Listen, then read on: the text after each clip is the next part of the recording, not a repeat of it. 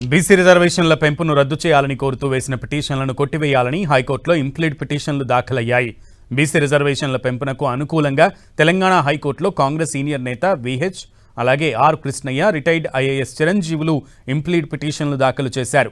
BC రిజర్వేషన్లను అడ్డుకునేందుకు కొంతమంది ప్రయత్నిస్తున్నారని విహెచ్ ఆరోపించారు. కులగణన చేసిన తర్వాత 50% మించి రిజర్వేషన్లను పెంచుకోవచ్చని సుప్రీంకోర్టు తీర్పులు ఉన్నాయని విహెచ్ తెలిపారు.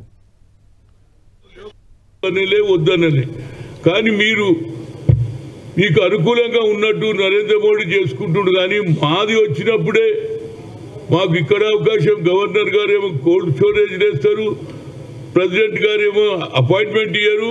ఇక లేని పక్షంలో మరి ముఖ్యమంత్రి గారు, పున్నం ప్రభాకర్ గారు, మహేష్ కుమార్ గౌడ్ గారు ఆ కమిటీ కూడా ఒక నిర్ణయం తీసుకొని అనౌన్స్మెంట్ చేశారు.